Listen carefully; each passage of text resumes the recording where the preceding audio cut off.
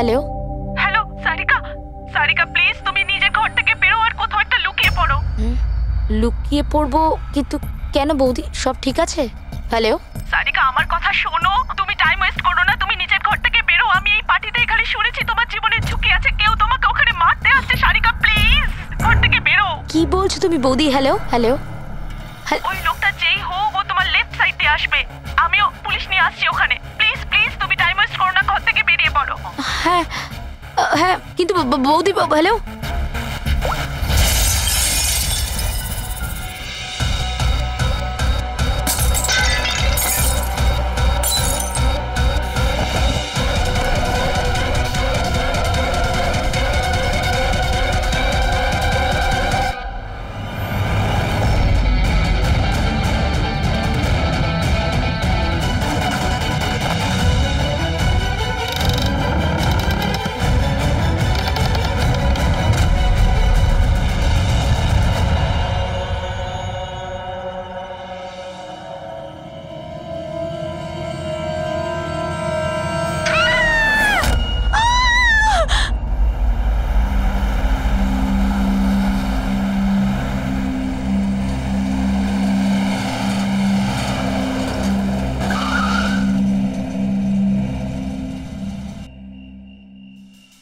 এক তো না বলে চলে গেছে, আর ফোনও তুলছে না। আরে ভাই, এমন কেউ করে নাকি? আরে কমসে কম বলে যাওয়া তো দরকার ছিল। হয়তো কোনো প্রবলেম হবে এই জন্য ধরেনি। তুমি না সবসময় কাম অন, প্রবলেম তো আমাদের হয়েছে, অ্যাট লিস্ট আমাদের বলা দরকার ছিল ওর।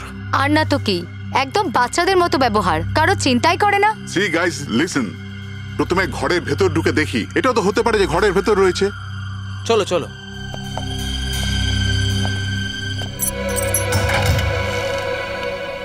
এখানে তো অন্ধকার কেন? আমি আলো জ্বালাচ্ছি।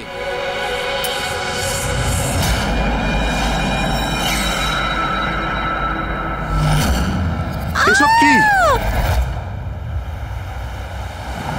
সারিকা, আমার আগে থেকেই মনে হচ্ছিল যে ওই মেয়েটার প্রাণের সংশয় আছে।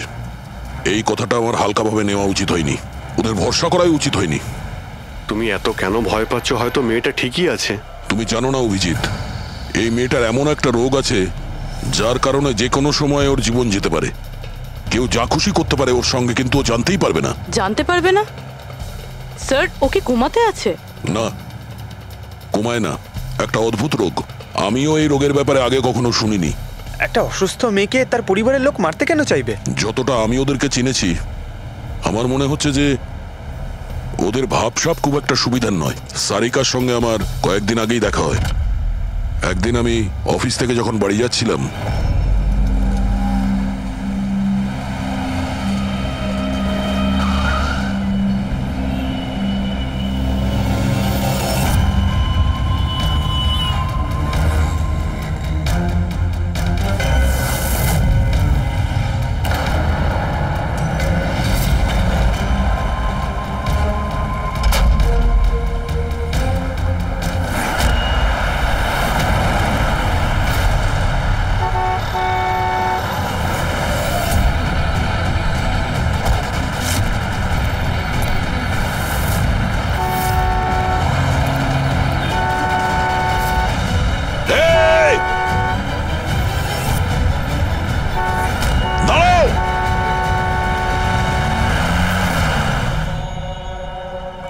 তুমি হ্যাঁ, এত বড় একটা ট্রাক সামনে থেকে বেরিয়ে গেল, তুমি দেখতে পাওনি? ও হর্ন বাজাচ্ছিল, তুমি শুনতে পাওনি?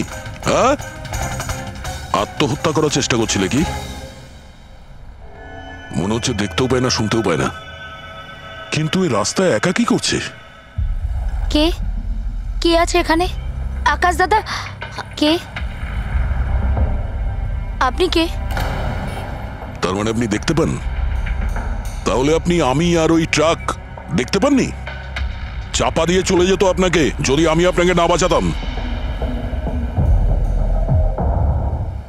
সরি, আমি সত্যি দেখতে পাইনি। সারিকা, সারিকা তুমি ঠিক আছো তো? সারিকা, তুমি একলা কোথায় চলে গেছিলে? তোমার যদি কিছু হয়ে যেত তাহলে? আমি আগেই বলেছিলাম আমরা প্রপার্টি দেখতে যাচ্ছি, ওকে সাথে করে নিয়ে যাওয়ার কোনো দরকারই ছিল না, কিন্তু আমার কথা কেউ শোনেই না। রজনী প্লিজ থামো তুমি। ইনি ঠিকই বলছেন, আমি নিজে দেখেছি।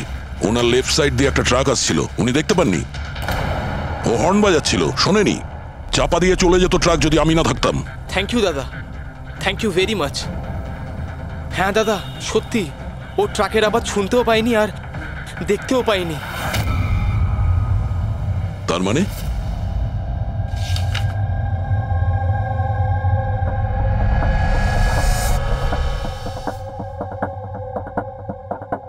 এইসব আপনি মানে আপনার শুধু জিনিস আর সবার এই ডান দিকটা নজরে আসে না, শুধু বাঁ দিকটা নজরে আসে। হ্যাঁ স্যার। তার মানে এই মুহূর্তে আমি আপনার সামনে আছি, আপনি আমার অর্ধেকটা দেখতে পাচ্ছেন, আমার এই ডান দিকটা আপনি দেখতে পাচ্ছেন না? না স্যার, দেখতে পাই না। আমার যত কাছে কেউ থাকুক না কেন, যদি সে আমার বাঁ দিকে দাঁড়িয়ে থাকে তাহলে না আমি তাকে শুনতে পাই আর না দেখতে পাই স্যার।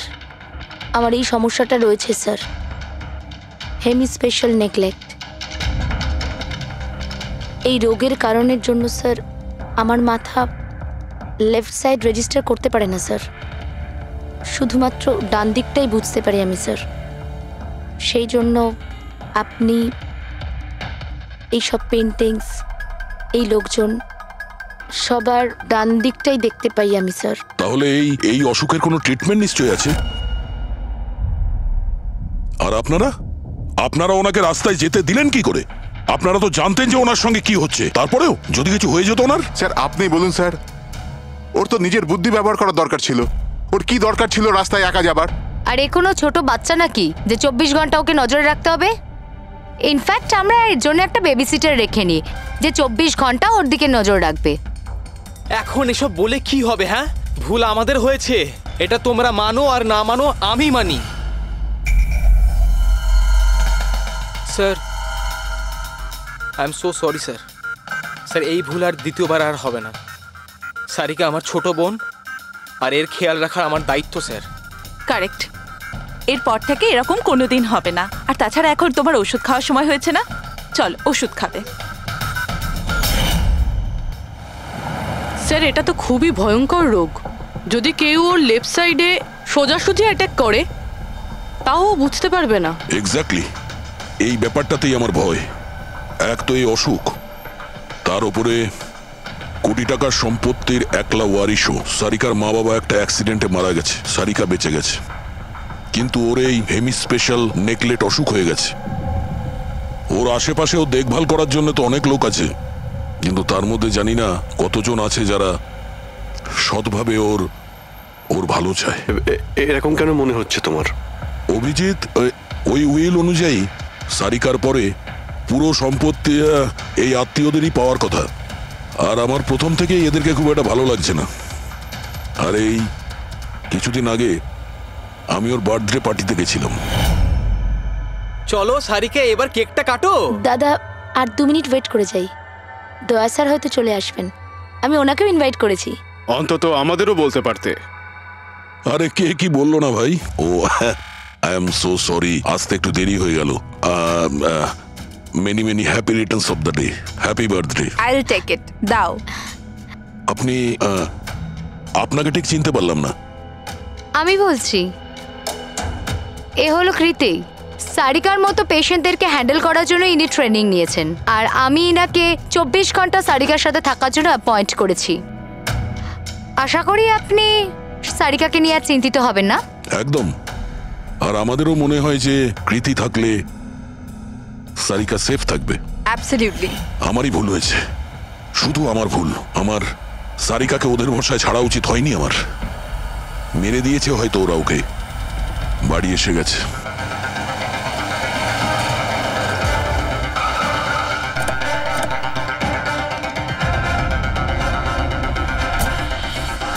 কোথায় ও?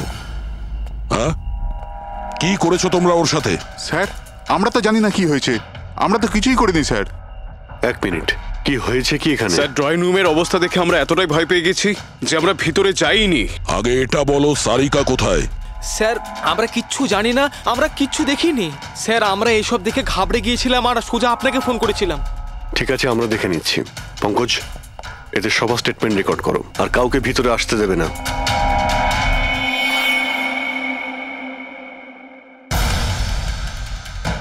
সারিকা সারিকা, কেউ আছেন?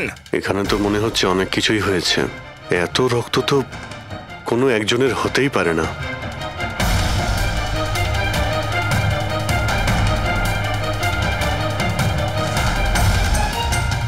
স্যার,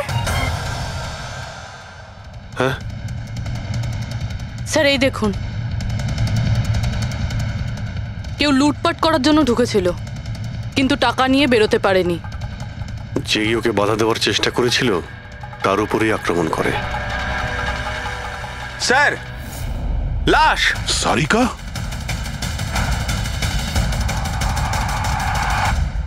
ও নো। মানালি তো এরপর থেকে এরকম কোনোদিন হবে না। আর তাছাড়া এখন তোমার ওষুধ খাওয়ার সময় হয়েছে না? সারিকার ছোট বৌদি, জয়ন্ত স্ত্রী। তাহলে ও কোথায় আছে?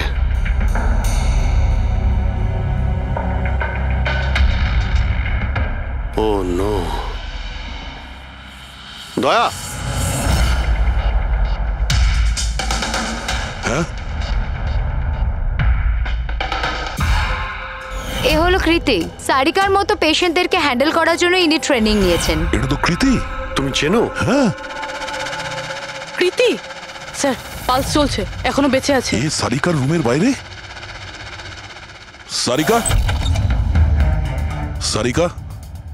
ফ্রেডি, এক্ষুনি অ্যাম্বুলেন্সের ব্যবস্থা করো, একে হসপিটালে পাঠাতে হবে। সারিকা, সারিকা,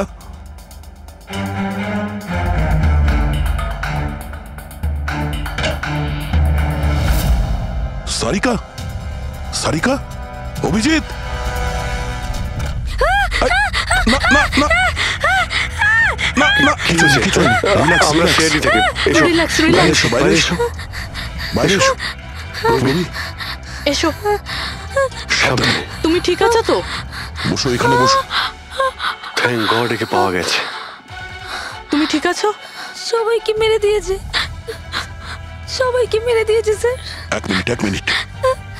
কে করেছে এসব? কে ছিল সে? দয়া স্যার, কি হয়েছিল? স্যার সবাইকে মেরে দিয়েছে স্যার। কে? মেরে দিয়েছে। কে? কে মেরেছে?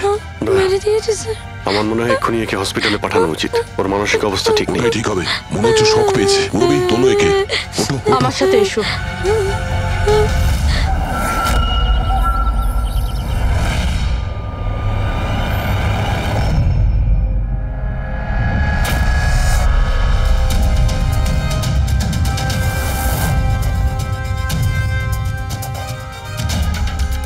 স্যার, আপনি আমাকে ঘরে কেন যেতে দিচ্ছেন না? আমার বউ খুন হয়েছে। স্যার প্লিজ, স্যার প্লিজ, আমি একবার দেখতে চাই, শুধু একবার। মিস্টার জয়ন্ত, আপনার স্ত্রীর খুন হওয়ার জন্য আমরা খুব দুঃখিত, কিন্তু আমরা আপনাদেরকে ভেতরে যেতে দিতে পারি না। 3 জনের উপর হামলা হয়েছে, একজন মারা গেছে, একজন আহত, আর একজন শক পেয়েছে। আর আপনারা বলছেন যে আপনারা কিছুই জানেন না। হ্যাঁ, সত্যি আমরা কিচ্ছু জানি না স্যার। ইনফ্যাক্ট আমরা এখানে কেউ ছিলামই না স্যার। আমরা সবাই নিউ বোম্বেতে ছিলাম একটা পার্টিতে। কোন পার্টি? স্যার একটা ফ্রেন্ডের রিসেপশনের পার্টি। তো আপনারা সবাই ওখানে গিয়েছিলেন তো? মানালি। ও বাড়িতে কেন ছিল? স্যার মানালি আমাদের সঙ্গেই গিয়েছিল। বাড়িতে শুধু সারিকা আর কৃতি ছিল, কারণ স্যার সারিকা শরীর খারাপ ছিল। কিন্তু স্যার এই পার্টি থেকে হঠাৎ মানালি কি করে হারিয়ে গেল আমরা কিচ্ছু জানি না স্যার। স্যার, হ্যাঁ রবি। স্যার এই দেখুন, এর নখে এবং এর বডিতে অনেক গুঁড়ো চুল পাওয়া গেছে। স্যার, এই কাঁচের টুকরোগুলো দেখুন, বেশ মোটা, মনে হচ্ছে কারো চশমার কাজ।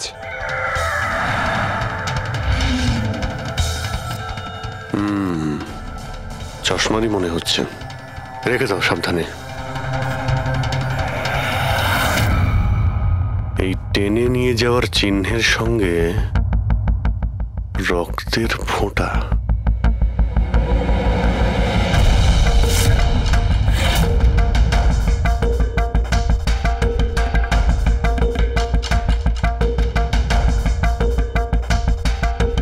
এখানে এতটা রক্ত,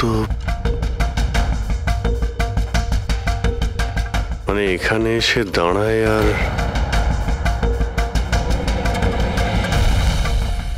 বাইকের চাকার দাগ। কেউ আহত অবস্থায় এখানে আসে আর বাইকে উঠে এখান থেকে বেরিয়ে যায়। আচ্ছা, একটা কথা বলুন তো, আপনাদের মধ্যে বাইক কার কাছে আছে? বাইক? না স্যার বাইক তো কারুর কাছে নেই, আমাদের সবার কাছে নিজের পার্সোনাল গাড়ি আছে স্যার। এই বাড়িতে টোটাল 5টা কার আছে স্যার। কিন্তু অভিজিৎ, এটা কেন জিজ্ঞাসা করছো? কারণ কেউ খুবই আহত অবস্থায় বাইকে উঠে এখান থেকে চলে গেছে, আর আমার পুরো বিশ্বাস যে খুনি সেই। আই থিঙ্ক এর জবাব সারিকাই দিতে পারবে। ওর জ্ঞানটা একবার ফিরে আসুক। বাই দ্য ওয়ে, আপনাদের মধ্যে কি কারো চোট বা আঘাত লেগেছিল? আঘাত আমাদের? স্যার, আপনার কথার মানে কি? আমাদের কেন চোট লাগবে? আপনারা আমাদেরকে সন্দেহ করছেন? যতক্ষণ এই কেসটা সলভ না হবে আমরা সবার উপরেই সন্দেহ করব। আর আপনারা যদি আমাদের সঙ্গে সহযোগিতা না করেন তাহলে আমাদের সন্দেহ আরো বেড়ে যাবে। হ্যাঁ, তাই প্লিজ কোঅপারেট।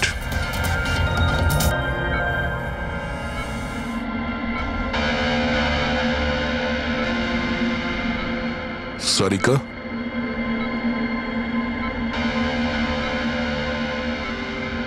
আচ্ছা, তুমি কি ঠিক আছো? অভিজিৎ, সারিকা, দয়া স্যার। তুমি ঠিক আছো? স্যার, মানালি বৌদি আর কৃতি স্যার।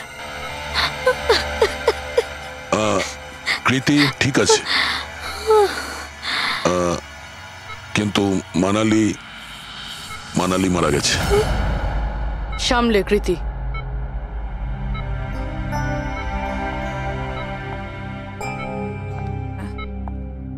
কৃতি, কৃতি, তুমি ঠিক আছো তো? I am so glad you okay. Thank God তুমি ঠিক আছো।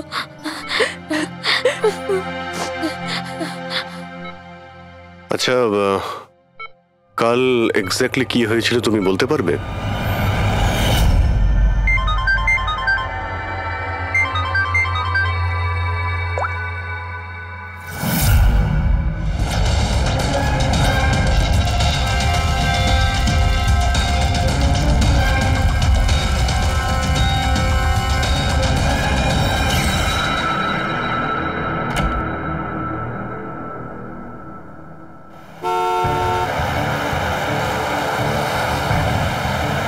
বৌদি,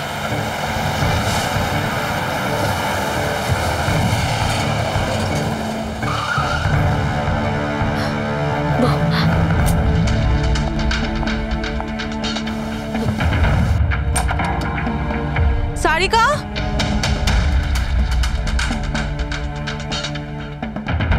সারিকা, সারিকা কোথায় তুমি? বৌদি, সারিকা, সারিকা,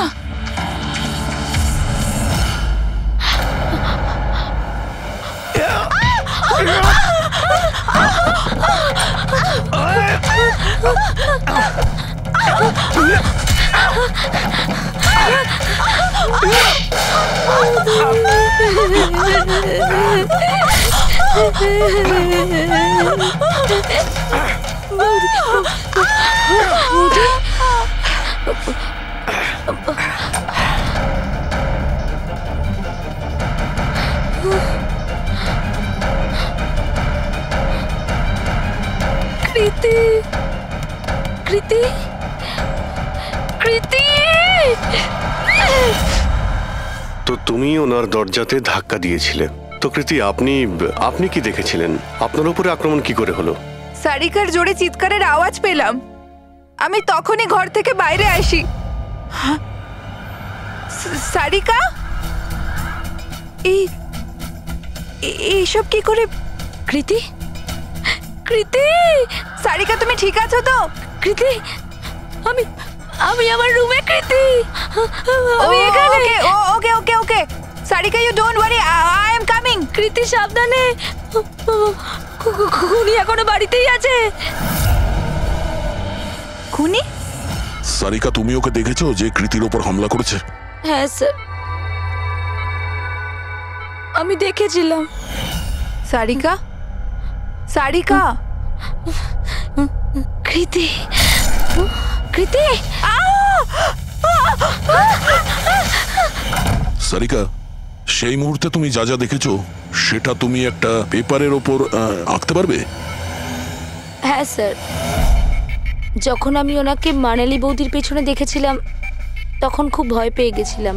আমি শুধু ওই মুখটার একটা ঝলক দেখতে পেয়েছিলাম স্যার।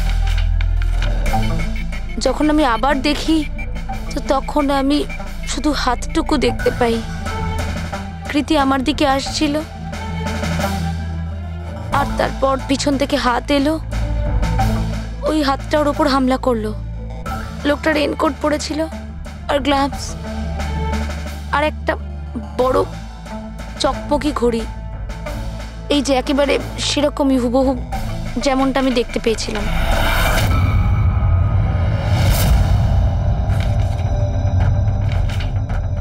আই হোপ এই অর্ধেক ছবিগুলো দিয়ে আপনারা কিছু উপকার পেয়ে যাবেন হয়তো। চিন্তা করো না, এই অসম্পূর্ণ ছবিটা আমরা কমপ্লিট করব। ফেডরিক, মনোহরের কাছে এই পেন্টিং গুলো নিয়ে যাও আর বলো যে এই স্কেচ যেন কমপ্লিট করে। Sarika, thank you so much. আপনি যেতে পারেন, টায়ার্ড হয়ে গেছেন হয়তো। চলো সারিকা।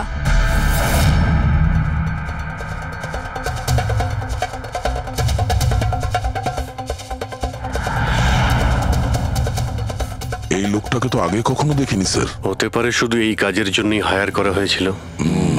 আর ঠিক সময়ে মানালি ওর প্ল্যানটা ভেস্তে দিল।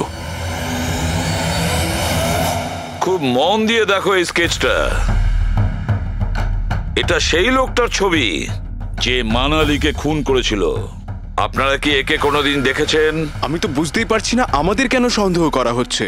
এক্স্যাক্টলি, আমরা সবাই সারিকার আপনজন, আর আজ আমরা বিজনেসের সব কাজ ছেড়ে এখানে এসেছি শুধুমাত্র সারিকার জন্য। আর আপনাদের মনে হচ্ছে আমরা ওকে মারতে চাইছি? স্যার যে মারা গেছে ও আমার বউ স্যার, আর সারিকা আমার বোনের মতো। স্যার, আমি যখন খুব ছোট ছিলাম আমার বাবা মা মারা গিয়েছিল। সারিকার বাবা মাই আমাকে আদর যত্ন করে বড় করে তুলেছে। আমি আজ যা কিছু হয়েছি ওনাদের দুজনের জন্যই হয়েছি।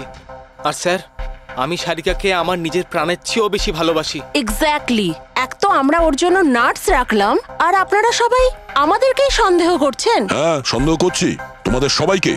আমি নিজের চোখে দেখেছি কতটা ভালোবাসো তোমরা ওকে। আপনারা সবাই ভালোভাবেই জানেন যদি ওই বেচারির কিছু হয় তাহলে ওর কয়েকশো কোটি টাকার সম্পত্তির তোমাদের সবার মধ্যে ভাগ হবে।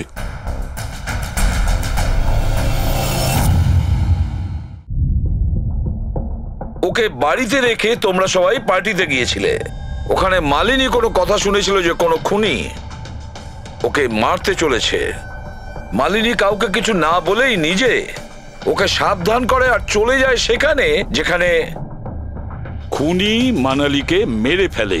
আর যদিও পার্টিতে এই কথাটা শুনে থাকে তাহলে আপনাদের মধ্যে কেউ হবে? কেউ না? ঠিক আছে, তোমরা এখন যেতে পারো, কিন্তু একটা কথা ভালো করে মনে রাখবে, আমাদের কড়া নজর থাকবে তোমাদের উপরে। অভিজিৎ, দয়া, ও বলছিল মানালি ওকে ফোন করেছিল যে মানালি পুলিশ নিয়ে ওর বাড়িতে পৌঁছচ্ছে। এক্স্যাক্টলি স্যার, কিন্তু ও না আমাদের সঙ্গে কন্ট্যাক্ট করেছে না পুলিশের সঙ্গে। হতে পারে কেউ ওর পিছু নিয়েছিল, তাই হয়তো ভয় পেয়ে গিয়েছিল। একটা কাজ করি আমরা, পঙ্কজ, পুরবী, ওই পার্টিতে যে কয়জন লোক এসেছিল ওদের প্রত্যেকের নাম আর ফোন নাম্বার বের করো আর খোঁজ নাও ওই রাতে মানালির বাড়ির আশেপাশে ওদের মধ্যে কার ফোন অ্যাক্টিভ ছিল।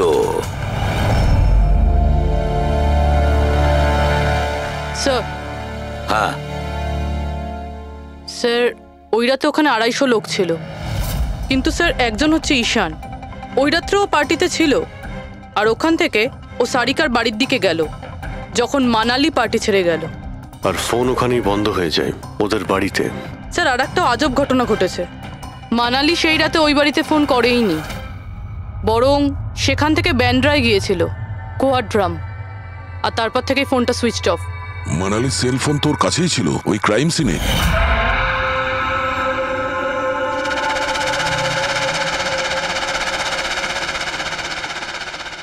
Switch off? আচ্ছা, এমনটা নয় তো যে ওই ফোনটা আসলে ঈশানের ফোন, ভুল করে ওখানে পড়ে গিয়েছিল? মানে ঈশান সেই রাতে সারিকা ভিলা এসেছিল। ডাকো ওই ঈশানকে বিউরোতে। স্যার আমি করেছিটা কি? আমাকে এখানে কেন ডাকা হয়েছে? ঈশান, একটু আপনার চশমাটা খুলবেন? চশমা? স্যার এটা তো উইদাউট নাম্বারের চশমা, এটা তো আমি রেগুলার পড়ি না।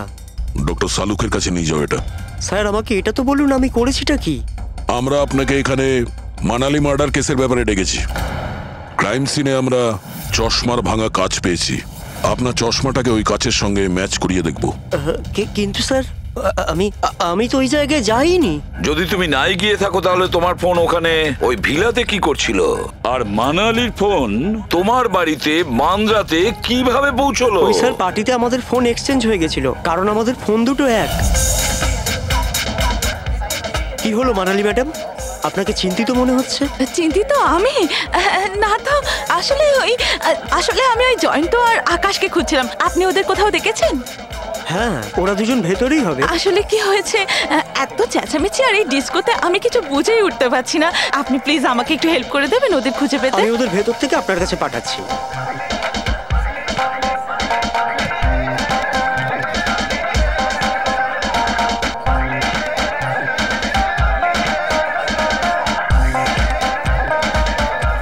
মানালি?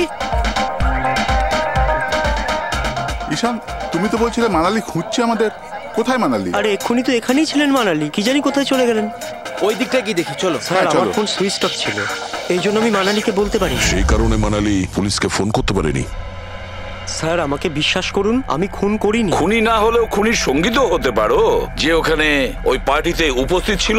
তুমি পার্টিতে মালিনীর সমস্ত কথা শোনো, আর যখনই মানালি ওখান থেকে বেরোয় তুমি মানালির পিছু নাও। কোনো কায়দা করে তুমি মানালির ফোন তোমার বাড়ি ব্যান্দ্রাতে পাঠিয়ে দিলে, আর ওখানে পাওয়া চশমার কাঁচের টুকরো, আমাদের সন্দেহ ওটা তোমার চশমার রিপোর্ট তো আমরা পেয়েই যাব আমাদের ফরেন্সিক ল্যাব থেকে। ঈশান শুধু ঈশানের কাছে কোনো কারণ নেই, কিন্তু সবার কাছেই কোনো না কোনো কারণ আছে সারিকাকে মারার জন্য। দিয়া আর অভয়, এদের দুজনের তো টাকার খুব প্রয়োজন ছিল, হতে পারে এরা দুজন করেছে। আর এদের প্রত্যেকের কাছে একটাই অজুহাত আছে যে ওরা রিসেপশনের পার্টিতে ছিল। স্যার এরা সবাই ওই রিসেপশন পার্টিতে প্রেজেন্ট ছিল, কিন্তু কোনো একজন খুনিকে ফোন করে সারিকা ভিলায় যেতে বলেছিল লেফট দিয়ে, যাতে সারিকা কিছু বুঝতে না পারে। তারপর সারিকাকে মারবে, কৃতিকে মারবে, আর সবাই ভাববে দেখে যেন মনে হয় চুরি করার উদ্দেশ্যে খুনটা হয়েছে। আর এই সব কিছুই মালিনী শুনে ফেলে। তারপর ননদকে বাঁচানোর জন্য ও বাড়ি ফিরে আসে, কিন্তু ও সেখানে খুন হয়। কিন্তু মারা যাওয়ার আগে ও খুনিকে আহত করেছিল। খুনি যাওয়ার সময় কৃতির উপরে হামলা করে, লুটের মাল আর ননদকে ফেলে তারপরে সে বাইকে করে পালিয়ে যায়। শুধু একবার এই খুনির ব্যাপারে কিছু যদি জানতে পারি না, কিছু, তাহলে ধরে নাও মাস্টার মাইন্ড আমাদের হাতে। স্যার খুনির বাইকের টায়ারের চিহ্ন, আশেপাশে পড়ে থাকা রক্তের ফোঁটা সব চেক করেছি, কিন্তু কিচ্ছু জানতে পারিনি। স্যার মনে হয় যে খুনির কোনো পাস্ট রেকর্ড নেই। এর মানে হলো খুনি কোনো পেশাদার অপরাধী নয়। স্যার মানালির জামা কাপড় থেকে আর নখ থেকে যে চুলগুলো পাওয়া গেছে, সালুমকে স্যার সেটা টেস্ট করছে, হয়তো কিছু পাওয়া যাবে।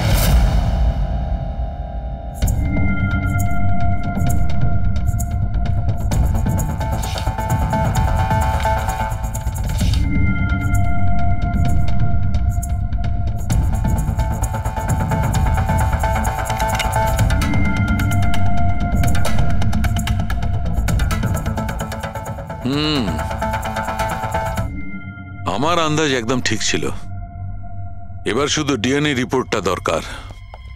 হ্যাঁ সালুকে বস, হ্যাঁ একটা কথা ঠিক যে ঈশান খুনি নয়, কারণ ক্রাইম স্পট থেকে এই যে চশমার লেন্সের ভাঙা টুকরো পাওয়া গেছে, এইগুলো ঈশানের চশমার সঙ্গে ম্যাচ করছে না। এক তো ঈশানের চশমার পাওয়ার 0, আর দ্বিতীয়ত ঈশানের যে চশমাটা তার লেন্সগুলো একদম নর্মাল, কিন্তু এই লেন্সটা ফটোক্রোম্যাটিক, মানে রোদের সঙ্গে রং পাল্টায়। আচ্ছা, ওই যে রক্ত পাওয়া গিয়েছিল ওই বাইকে টায়ারের মার্কের কাছে, সেটা কি খুনির রক্ত? হ্যাঁ, ওই রক্তটা খুনিরই, যার বয়স 25 থেকে 30 বছরের মধ্যে। আর মানালির নখে যে চুলটা পাওয়া গেছে ওটা নিশ্চয়ই খুনির। আসলে বস, হাতাহাতি করবার সময় চুল গোড়া থেকে উপড়ে আসে, অথচ এই যে চুলটা এটা উপড়ে আসেনি, কাটা হয়েছে। আর এইটা দেখো স্ক্রিনে, যতগুলো চুল আছে সব আলাদা আলাদা রকমের। কোনো চুল সিধে, কোনোটা কোঁকড়ানো, আর ওগুলো রং দেখো, প্রত্যেকটা চুলের রং আলাদা। কোনোটা কালো, কোনোটা ব্রাউন, কোনোটা ডার্ক ব্রাউন, আর ওই গোল্ডেনও আছে। এই চুলগুলো একটা লোকের হতেই পারে না। আলাদা আলাদা লোকের চুল? হ্যাঁ দয়া, এই চুল থেকে আমরা বিভিন্ন ধরনের কেমিক্যাল পেয়েছি, যেমন হচ্ছে কেরাটিন, ফিফটাইন, আর অনেক কিছু। আমার মনে হচ্ছে না যে এই চুলগুলো কোনো একজন লোকের মাথার চুল। Hello? Oh good, very good, thank you very much, good news, bye. DNA টেস্টের রিপোর্ট, এই রিপোর্ট এই বিষয়টা কনফার্ম করছে যে এই যে চুলগুলো সেগুলো কোনো একজন ব্যক্তির চুল নয়। যে লোকটার ড্রেসের ওপর আলাদা আলাদা চুল আছে, আলাদা আলাদা লোকের কাটা চুল, সেই লোক কোনো বড় সেলুনে কাজ করে, হেয়ার স্টাইলিস্টের।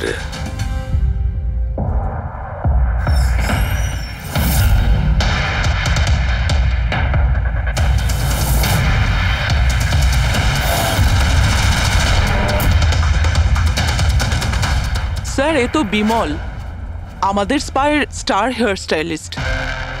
স্যার, এখানে যেই আসুক না কেন সবাই ওর কাছেই হেয়ার স্টাইল করতে চাইতো।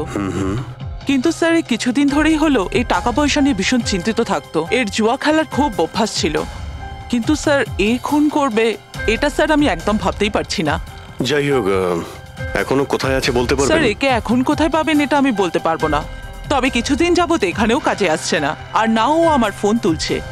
আপনি ওর ফোন নাম্বার আর অ্যাড্রেসটা দিন আমাদের। হ্যাঁ স্যার, আমি এখনই আনছি।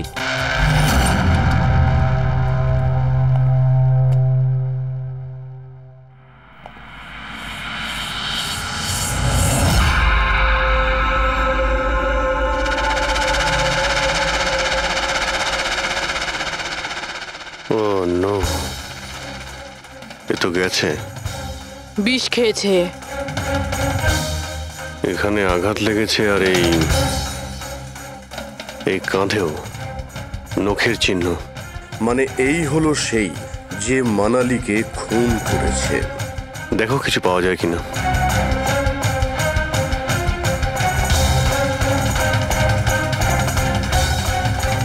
স্যার, হ্যাঁ, আমি বিমলের বাইকটা চেক করলাম স্যার। বাইকটার হ্যান্ডেলে শুকিয়ে যাওয়া রক্ত আর কাঁদালে আই এম শিওর স্যার এগুলো ওই বাড়িটার ব্যাকইয়ার্ড থেকেই লেগেছে।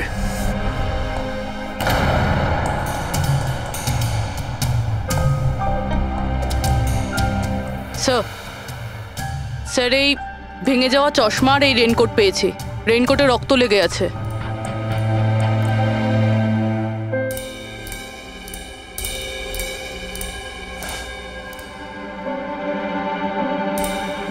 এই দেখতে পাচ্ছ, বাঁ হাতে ঘড়ি। হ্যাঁ, তাহলে স্যার যদি বিমল বাঁ হাতে ঘড়ি পরতো তাহলে ও কি করে বলল যে ডান হাতে ঘড়ি পরা ছিল? ওই রাতে পার্টিতে মানালি কেউ সারিকাকে খুন করবে সেই আলোচনা শুনে ফেলে, আর তখন মানালি ঈশানের কাছে সাহায্য চায়। ওকে বলে যে জয়ন্ত আর আকাশকে ওখানে পাঠিয়ে দিতে। এর মানে আকাশ আর জয়ন্ত দুজনেই নির্দোষ। বাকি রইল এই তিনজন, রজনী, অভয় আর দিয়া। ওই খুনের মাস্টারমাইন্ড এই তিনজনের মধ্যেই কেউ হবে। আচ্ছা স্যার, ওই কলের অন্যদিকে কে ছিল? স্যার, ওই বিমল হতে পারে। না স্যার, আমি বিমলের ফোন রেকর্ড চেক করেছি। ওই রাত্রে ওদের মধ্যে কেউই বিমলকে ফোন করেনি।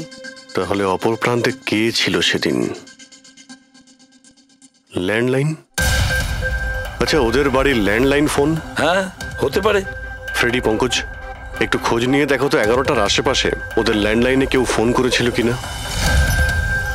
ওই মেয়েটার কথা অনুযায়ী খুনি ডান হাতে ঘড়ি পড়েছিল, যেখানে বিমল বাঁ হাতে ঘড়ি পড়েছিল। আর ও এটাও বলেছিল যে খুনি যে রেনকোট পরেছিল সেটা ব্লু কালারের ছিল, কিন্তু আমরা বিমলের বাড়ি থেকে যে রেনকোট পেয়েছি সেটা কালো ছিল। হতে পারে সারিকা কিছু ভুল করেছিল, ঠিকমতো দেখতে পাইনি ও। স্যার স্যার ওই রাতে 11:30টার সময় ওই বাড়িতে কেউ ফোন করেছিল। কে ফোন করেছিল? আপনারা সত্যি বলছেন এই সব কিছুর পেছনে আমার নিজের লোকের হাত আছে? একটু অপেক্ষা করুন, সব জানতে পারবেন। স্যার আপনারা আবার কেন খোঁজ খবর নিচ্ছেন? একবার তো খোঁজ খবর নিয়েছেন। সেদিন প্রমাণ একত্রিত করার জন্য আর আজ কেস ক্লোজ করার জন্য। আপনি একটু অপেক্ষা করুন, এখনই সবকিছু জানতে পেরে যাবেন। স্যার পেয়ে গেছি। কিন্তু এটা তো সেই রেনকোটটাই যেটা ওই খুনি পড়েছিল। এখানে কি করে এলো? বলছি, তুমি বলেছিলে যে মানালি তোমাকে দৌড়ে এইখানে বাঁচাতে এসেছিল, কারণ ও ওখানে পার্টিতে শুনেছিল যে কেউ তোমাকে খুন করতে চায়। কিন্তু সে খুনি ছিল না, সেই ছিল যে এই পুরো প্ল্যানটা করেছিল। আর যার সঙ্গে ওর ফোনে কথা হয় সেও কিন্তু খুনি নয়, অন্য কেউ ছিল। সেই সময় এই বাড়িতেই সে তোমার সঙ্গে উপস্থিত ছিল। বাড়িতে? ওই সময় আমার সাথে কৃতি, কারেক্ট? এটা পুরো প্ল্যান ছিল। খুনি কাজ ভেঙে বাড়ির ভেতরে ঢোকে, কিন্তু গন্ডগোল তখন হলো যখন ও মানালিকে মারল সারিকা ভেবে। মানালি তো মারা গেল, কিন্তু মরার আগে ও খুনিকে এতটাই আহত করে দিয়েছিল যে খুনি এখানে সারিকাকে মারার জন্য দাঁড়ায়নি, পালিয়ে গেছে। স্যার 1 মিনিট, যদি খুনি পালিয়ে গেল তাহলে কৃতিকে কে মারলো? কারণ সারিকা নিজের চোখে কৃতির উপর হামলা হতে দেখেছে। হ্যাঁ আমি দেখেছিলাম, ওই হাতটা এলো আর ও কৃতির উপর হামলা করেছিল। হামলা তো হয়েছে, কিন্তু করলোটা কে?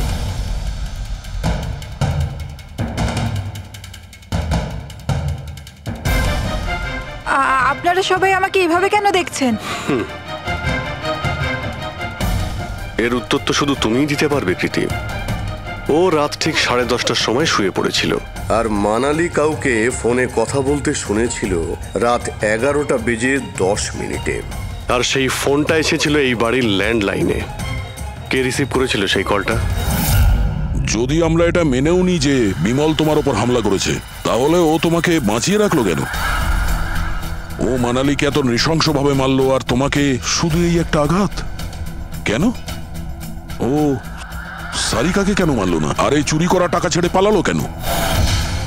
আর সব থেকে বড় প্রশ্ন, ও খুনিকে এই ব্লু কালারের জ্যাকেট পরে থাকতে কি করে দেখলো? কি করে দেখলো সেই ঘড়িটা যা বিমল লেফট হ্যান্ডে পড়তো, রাইট হ্যান্ডে নয়? বিমলের রেইনকোটের কালার ছিল ব্ল্যাক।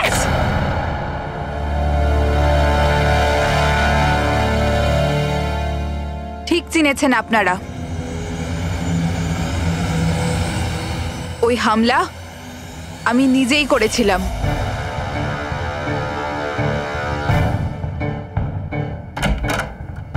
সারিকা, সারিকা কোথায় তুমি? মানালি এখানে এই সময়? Sarika,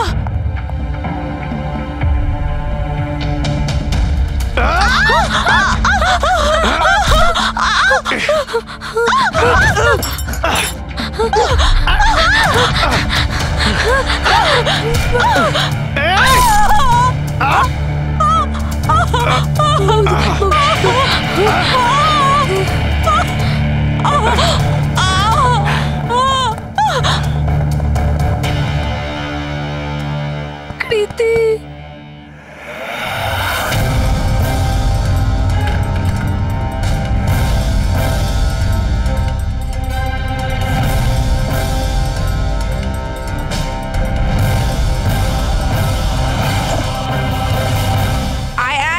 Sarika, don't worry.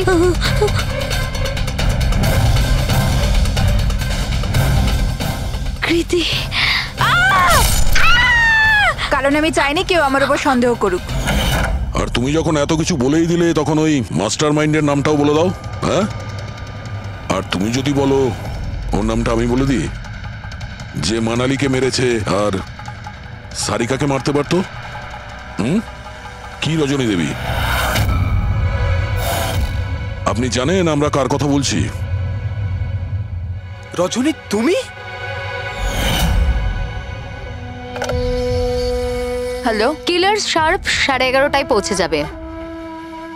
সারিকার খেলা শেষ, যে কোনো মূল্যে করতেই হবে। ওই আমার বাকি টাকাটা? তুমি তোমার পয়সা পেয়ে যাবে। ওকে।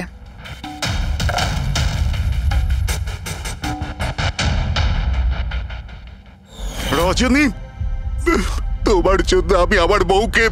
আমার পয়সার দরকার ছিল। সারিকার বেবি সিটিং করতে করতে আমি হাঁপিয়ে উঠেছিলাম। আর এইসব তোমার জন্য হয়েছে আকাশ। তোমার জন্য আমরা সবাই সারিকার আয়া হয়েছিলাম। আমাকে আমার জীবন যাপন করতে হতো আগের মতো। এই জন্য আমি প্ল্যান করেছিলাম আর কৃতিকে বাড়িতে নিয়ে এসেছিলাম। পার্টিতে যাওয়াও আগে থেকেই ঠিক ছিল, যাতে আমি সময় পাই প্ল্যান করার। সব ঠিক চলছিল, শুধু বিমলের ব্যাপারে একটু ভুল হয়ে গেল। না হলে এত কিছু হয়ে যাওয়ার পরেও দেখছি তোমার কোনো অনুতাপ নেই, বরং নিজের প্ল্যান নিয়ে গর্ব করছো। তুমি অনেক সময় পাবে নিজের প্ল্যানের ভুল ত্রুটি ধরার, কারণ তোমার এই বাকি জীবন এবার তোমাকে জেলের মধ্যে বসেই কাটাতে হবে।